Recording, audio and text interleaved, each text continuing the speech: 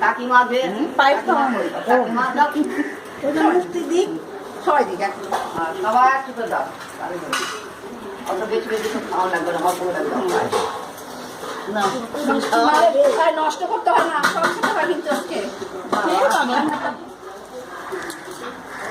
আমার শ্বশুর এবার আসছিস তোর ছবি তুলে নিতে। হ্যাঁ না